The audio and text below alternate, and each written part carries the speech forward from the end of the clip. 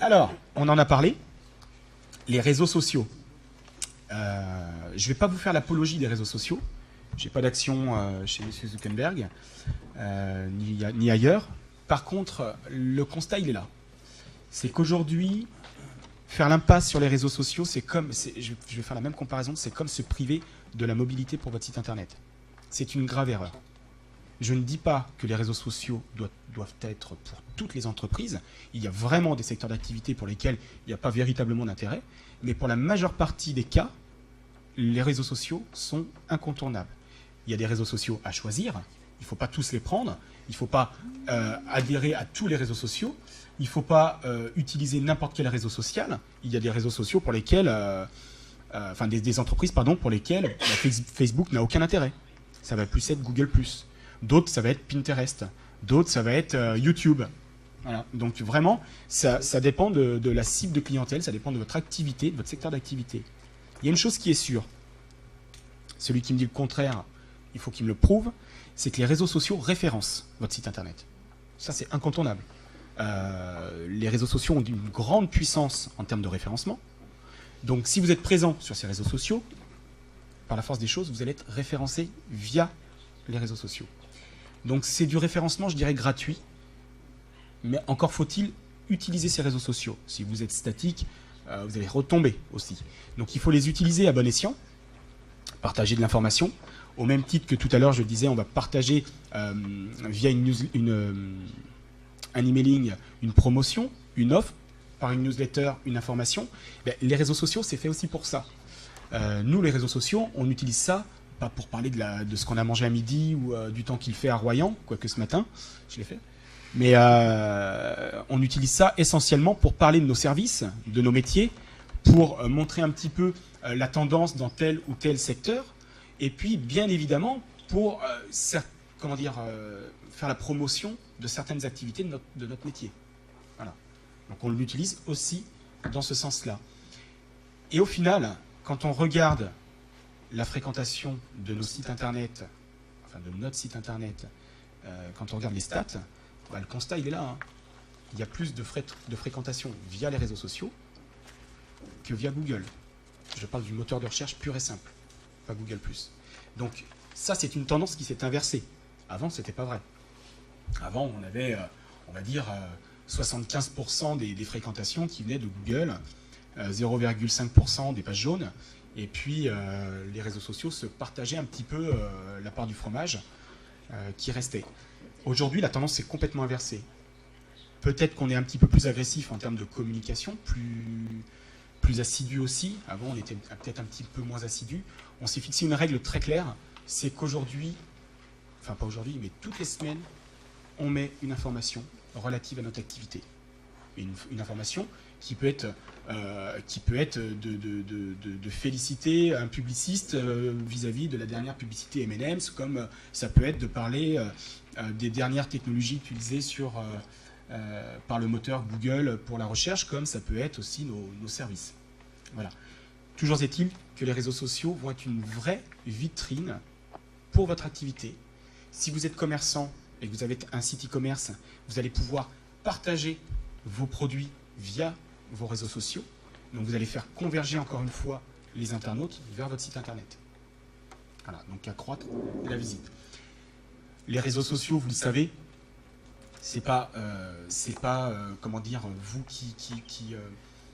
vous qui envoyez l'information à l'internaute, mais c'est l'internaute qui la reçoit indirectement en fait. C'est un effet boule de neige, des amis qui vont partager l'information. On va prendre le cas d'un magasin de vêtements. Le magasin de vêtements qui partage sa dernière collection. Un ami, je mets entre guillemets, un ami réseau social partage l'information, vous la voyez alors que vous ne connaissiez peut-être pas ce magasin qui est à 500 mètres ou 1 km de chez vous. Du coup, vous le connaissez, du coup, la collection vous plaît et peut-être que vous allez être client ou cliente. Voilà. Donc c'est vraiment l'information qui vient vers vous grâce aux réseaux sociaux. Voilà. Un exemple type de réseaux sociaux, d'utilisation de réseaux sociaux. Je suis resté sur le même client. pour vous montrer un petit peu le panel d'outils de communication web utilisés par ce client. Site internet, on l'a vu, donc il est mobile, avec la promotion, mais aussi les réseaux sociaux, présence sur Google+, et Facebook. Google+, essentiellement, aujourd'hui, Google+, est bien en deçà de Facebook, hein, faut pas se leurrer. Par contre, ça reste quand même le numéro 1 mondial en termes de référencement, et être sur Google+, c'est s'assurer un référencement optimisé de manière naturelle et gratuite. Voilà. Je n'ai pas dit que vous allez avoir le meilleur des référencements. Par contre, gratuitement et naturellement, ça va être une optimisation de votre référencement. Facebook, tout simplement parce qu'aujourd'hui, c'est la plus grosse communauté dans les réseaux sociaux. Donc, de manière parallèle, ce client communique sur ces deux réseaux sociaux en même temps et de la même manière. Ce sont des réseaux sociaux proches en termes de conception, en termes d'impact. Donc, il communique de la même manière, une diffusion de ses services de garantie, services qu'il propose au sein de son garage, diffusion de ses jeux concours, mais également diffusion de ses offres commerciales. Les offres commerciales, c'est tout simplement les véhicules d'occasion. Et là, c'est impressionnant, les fréquentations sur les véhicules d'occasion. Et le référencement. Mais là, par contre, ça veut dire qu'il faut qu'ils se connectent régulièrement pour voir s'il n'y a pas des gens qui ont déposé des messages. Alors, il y a deux cas de figure. C'est le cas de figure numéro 1. Vous faites tout vous-même. Vous avez votre entreprise, vous avez votre site internet, vous avez vos réseaux sociaux. Vous allez tout gérer vous-même. C'est chronophage. Il faut bien le faire, parce qu'on ne fait pas n'importe quoi non plus sur les réseaux sociaux. Quand je disais on ne partage pas ce qu'on a mangé à midi ou à la soirée passée le week-end, c'est vrai, quoi. On ne partage pas non plus le groupe de musique que l'on aime bien, parce que certains ne pourraient ne pas aimer. On ne parle que de son activité, ou du moins de ce qui est périphérique à son activité. Donc c'est extrêmement chronophage. Donc ça, le premier cas, c'est vous le gérez vous-même. Le deuxième cas, c'est vous faites appel à une société, une agence de com, ou une société spécialisée très précisément dans le community management, et qui va gérer vos profils de réseaux sociaux pour vous, et modérer aussi, avec votre aval. C'est-à-dire que la modération, on établit des règles primaires avec le client, mais dans certains cas, on communique aussi directement avec le client pour savoir qu'est-ce que l'on fait, qu'est-ce que l'on apporte comme réponse.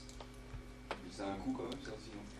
Le community management, si vous le faites par une société, Oui. ah bien sûr. Vous ne travaillez pas gratuitement. Un gros coup. Non, ça dépend. Non, ça dépend. Ah non, mais vous avez une idée, je veux dire. Ça dépend réellement. Ça dépend du nombre de réseaux sociaux, ça dépend de la périodicité avec laquelle vous allez communiquer, ou vous avez demandé à ce qu'on communique sur les réseaux sociaux.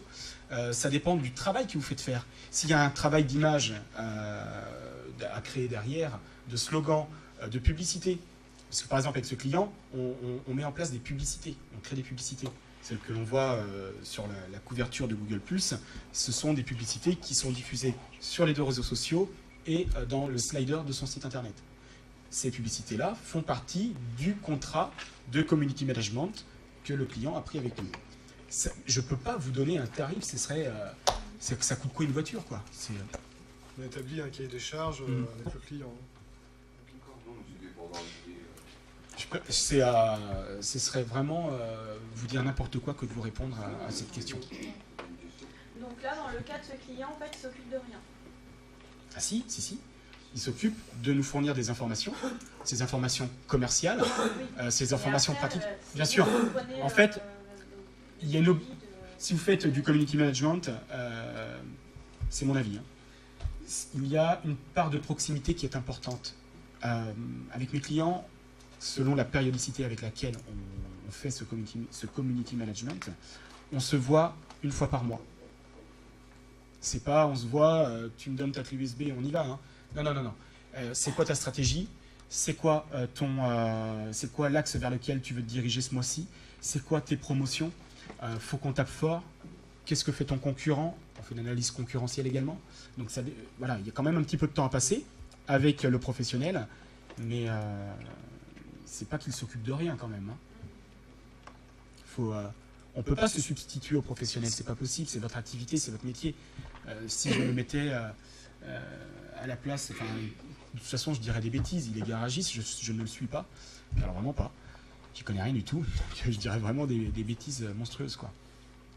Donc il est impératif de se concerter avec le professionnel du community management.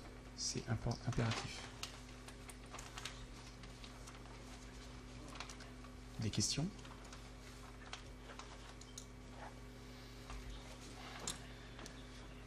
Donc ce que je disais, c'est ça en fait, hein, on a loupé le slide, mais c'est la convergence, faire converger tout simplement les internautes. Comme vous l'avez vu tout à l'heure, on voyait un petit bout, tu peux revenir en arrière, Gaël, s'il te plaît.